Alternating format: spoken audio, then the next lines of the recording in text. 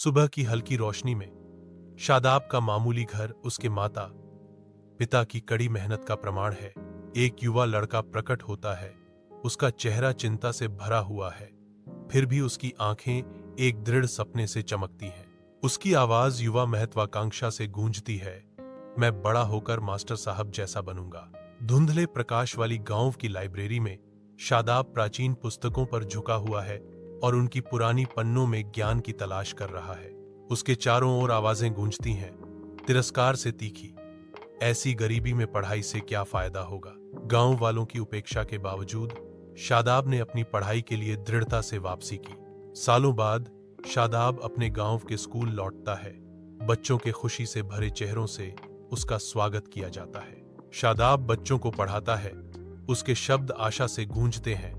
कोई भी बच्चा गरीबी के कारण अपने सपनों से दूर नहीं रखा जाएगा। ग्रामीणों ने शादाब को देखा। उनकी आंखों में उनके निस्वार्थ समर्पण के प्रति सम्मान और आभार झलक रहा था। शादाब अपने विनम्र घर के बाहर बैठा है, अपनी पढ़ाई की दुनिया में खोया हुआ। उसके पिता लौटते हैं। उनकी थकी हुई मुस्कान आशा को दर्शाती है, क्योंकि वह अपने बेटे के समर्पण को देखते हैं। सुनहरी धूप में नहाया हुआ शादाब कसम खाता है, मैं वादा करता हूं कि मैं कड़ी मेहनत करूंगा। हलचल भरे कॉलेज कैंटीन में अम्मू अपनी दोस्तों के साथ हंसती है, जो गर्मी और खुशी बिखेरती है। उसकी उपस्थिति में खोया हुआ शादाब की निगाहें अम्मू पर टिकी हुई हैं, जो उसकी संक्रामक भावना से मोहित है। जैसे ही अम्मू बोलती है, उसके शब्द गहराई से गूंजते हैं।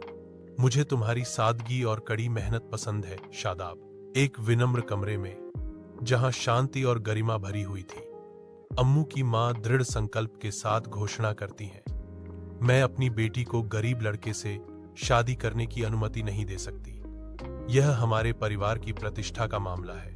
शादाब सुनता है, उसका चेहरा काला पड़ जाता है, क्योंकि उसकी उम्मीदें टूट जाती हैं। उसकी मां की आवाज प्रोत्साहन से गूंजती है, बेटा, तुम्हारी मेहनत ही तुम्हारी दौलत है, हार मत मानो।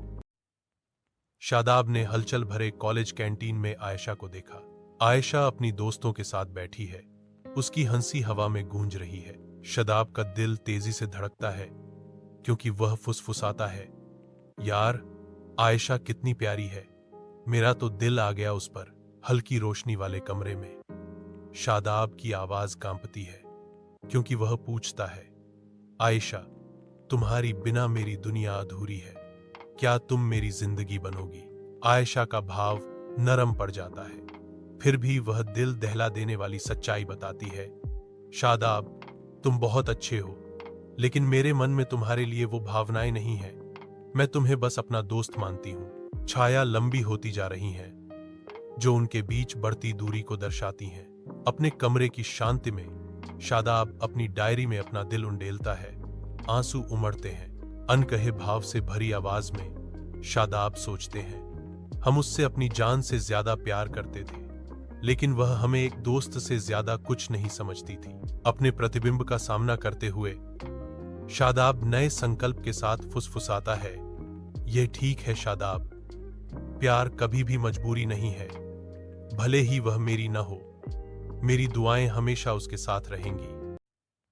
शांत नदी के किनारे शादाब और अम्मू अपने बेफिक्र बचपन को फिर से जीते हैं, पत्थरों को उछालते हुए, मानो समय थम गया हो। अम्मू कबूल करती है। उसकी आवाज पानी की कोमल फुसफुसाहट के खिलाफ एक नरम प्रतिध्वनि है, तुमसे दूर रहना मेरी सांस रोकने जैसा है शादाब हार्दिक संकल्प के साथ जवाब देता है, और मैं वादा करता हूं, चाहे कुछ भी हो जाए, मैं कभी भी तुम्हारा साथ नहीं छोड़ूंगा। गांव के चौक में सरपंच शादाब का गुस्सा भड़क उठता है, क्योंकि वह अम्मू और केडी के बीच के बंधन की जोरदार निंदा करता है।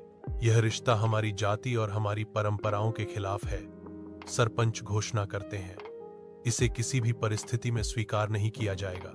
केडी आगे बढ़ता है, आंखों में विद्रोह की ज्वाला।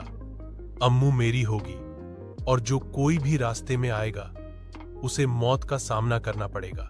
रात के आवरण में गांव के मैदान में एक क्रूर लड़ाई होती है, क्योंकि शादाब और केडी एक भयंकर मुकाबले में शामिल होते हैं। अम्मू निडर होकर के डी के गुंडों का सामना करती है, तीव्र संघर्ष में पीछे नहीं हटती।